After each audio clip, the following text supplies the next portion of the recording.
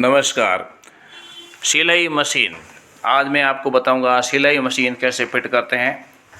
तो सिलाई machine fit करने जो उसका पैर है उसको किस प्रकार से फिट करते हैं ये आप देख सकते हैं कि ये टॉप है सिलाई मशीन का और ये सिलाई मशीन है। उसके साथ ही पूरे पार्ट्स हैं। पार्ट्स को मैंने पहले खोल दिया है सिलाई मशीन के, जिसके लेग्स हैं पार्ट्स, और ये राउंड चक्कर हैं जिस पर डोरी घूमती है, और ये अलग अलग ये लेग्स के इसके जो पाँव हैं, पाँव दाने सिलाई मशीन के। तो इसको नट बोल्ट के द्वारा फिटिंग है। तो पूरा वीडियो इसमें आप देख पाएंगे। चैनल पर नए हैं तो वीडियो को सब्सक्राइब कीजिए, चैनल को सब्सक्राइब कीजिए, वीडियो को लाइक कीजिए और वीडियो को शेयर कीजिए। और अब आप पूरा वीडियो देख पाएंगे कि किस तरह से नट बोल्ट फिटिंग होता है सिलाई मशीन के पावदाने का। तो ये पाव से मशीन को चलाने के लिए है। इसको पहले वो धुरी में दो धुरी रहती हैं आगे लेफ्ट राइट, तो उसमें स्क्रू ड्राइवर से टाइट कर देते हैं। और उसके बाद में दूसरा रहता है जो पैकिंग जिसके अंदर नट बोल्ट रहता है। हालांकि ये मशीन के ऊपरी टॉप के नीचे में फिटिंग होता है और इसके अंदर पूरे नट बोल्ट रहते हैं। हालांकि अलग अलग मशीनों का अलग अलग थोड़ा थोड़ा रहता है, अलग भी हो सकता है, लेकिन ज़्यादातर नट बोल्ट का सिस्टम ऐसे ही होता है। तो सबसे पहले इसमें ये आप देख सकते हैं कि नीचे का जो बेस होता है उसमें जो जो ज़मीन पर टच होता है वहाँ पर ये उसके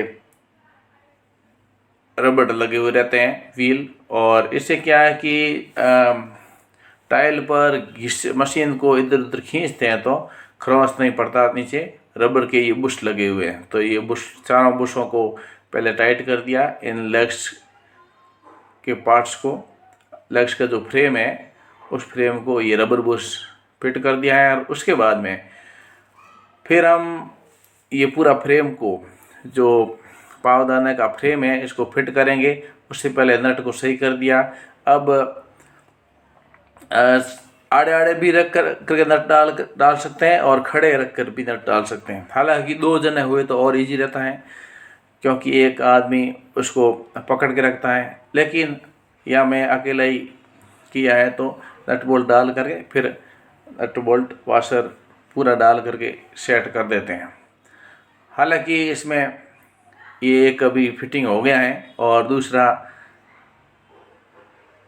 अच्छा ऊपर वाला, पहले ऊपर वाला भी कर सकते हैं या फिर ये भी नीचे वाला भी कर सकते हैं। तो नीचे वाला ये फिटिंग हो रहा है और इसमें दो नट रहते हैं, दो नट फिटिंग कर दिया। हालांकि आप थोड़ा जूम करके देखें तो इसमें मालूम पड़ेगा कि ये नट बोल्ट कैसे हैं। नट बोल्ट आपको मालूम ही है, वही नट बोल्ट सामान्य तरह के नट बोल्ट रहते हैं। अभी ऊपर का ये सपोर्ट फ्रेम रहता है। तो ये क्या कि इन फ्रेमों को, जो साइड की फ्रेमों हैं, इनको हिलने डुलने नहीं देता है। ये बैलेंसिंग के लिए सपोर्ट फ्रेम है। और ये जब आ जाता है तब कोई हिलने डुलने का काम नहीं रहता है। इसके ऊपर सीधा सीधा टॉप लगा सकते हैं। तो सिलाई मशीन हमारे सभी घरों में होता है और ये नया मशीन का जब हम सेट लेते हैं तब ये हमको फिटिंग करने की ज़रूरत रहती है। तो हम सोचते हैं फिटिंग किस तरह से कर सकते हैं। तो ये उसी का ही मैं बताया कि पहले साइड का उसको रबर बुश डालते हैं नीचे में, और फिर साइड का उसमें जो नीचे का बेस रहता है जिसके ऊपर पाँव रख के मशीन को चलाते हैं, वो आपस में जॉइंट करते हैं, फिर ऊपर वाले को जॉइंट करते हैं। और उसके बाद में ये जो धुरी रहती है राउंड, उस धुरी को सेट करते हैं। और उससे पहले और एक बुश रहता है, क्योंकि जो पाइप रहता है ना खाली, उसको वो रबर बुश डालने से पहले करना पड़ता है। और फिर अभी ये धुरी भी लगा लिया और धुरी का नट बोल्ट, और वो धुरी को भी एकदम सीधा देख के लगाना पड़ता है कि जिसके ऊपर बराबर डोरी चढ़े और फिर मशीन के ऊपर से नीचे बराबर डोरी आए। तो धुरी सेट करने भी काफ़ी ध्यान रखना पड़ता है, कभी नट बोल्ट ढीला भी रखना पड़ता है। अब देखो ये काफ़ी ऐसा चल रहा है। ये डोरी चलाना सेट कर दिया है। और अब इसकी डोरी जब ऊपर मशीन लगा के लगाएंगे तब ये भी हो जाएगा। इसमें ऊपर अभी टॉप लगना बाकी है, तो ये नट थोड़ा टाइट कर देते हैं। नट को टाइट करने के बाद में ये मशीन का हिलता नहीं है। और धुरी और पाँवदाना जो है, पायदान का जो पैर रखने का जो स्टैंड है उसको भी टाइट कर देते हैं। और ये पूरा पाना से टाइट करते हैं। हालांकि मैंने इसमें कटिंग प्लेयर से उपयोग किया। और ये जब पूरा टाइट हो जाए तो उसके बाद में फिर ऊपर का सिलाई मशीन का टॉप लगा सकते हैं।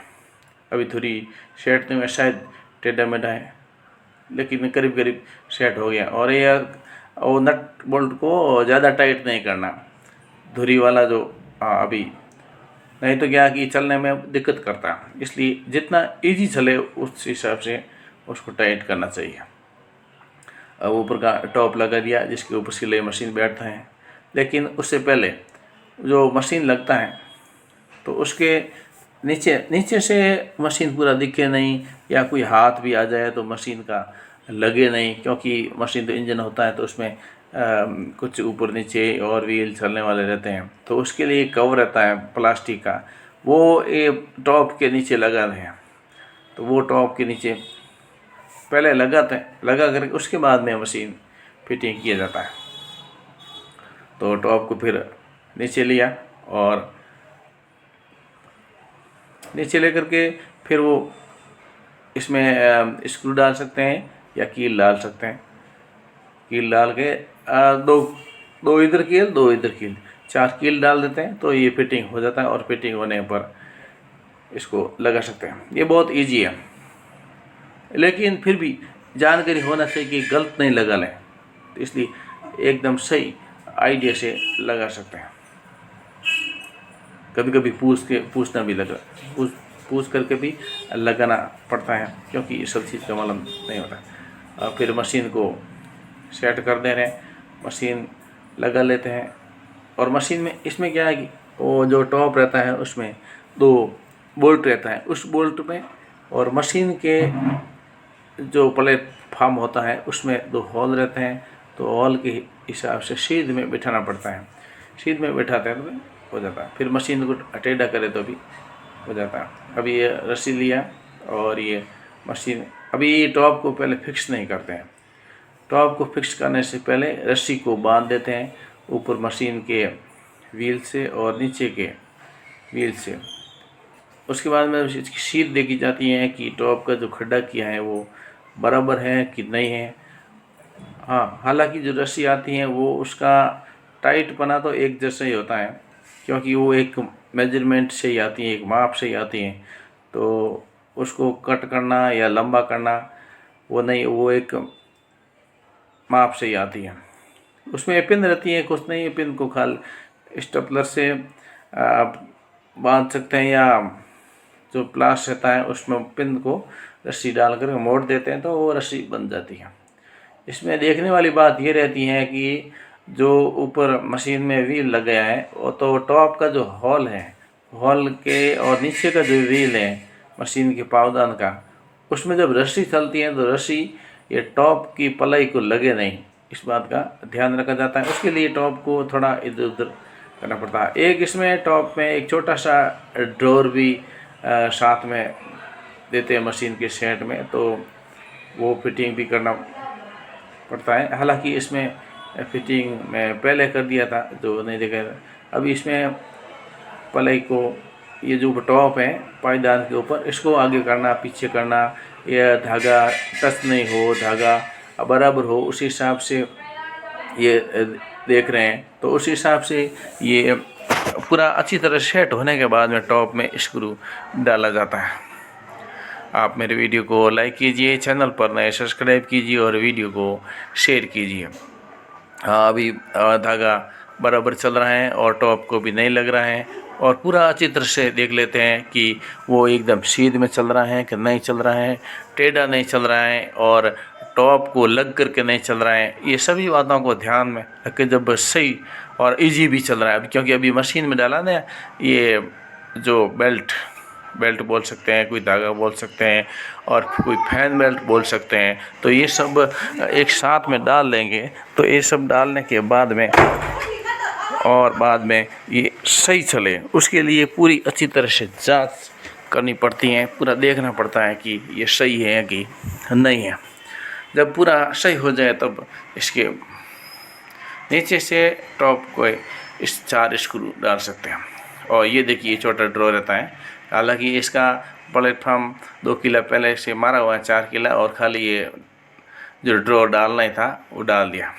अब ये मशीन करीब करीब रेडी है और देख सकते हैं कि अच्छा एक स्क्रू इधर बाकी, हाँ एक इधर लगा दिया।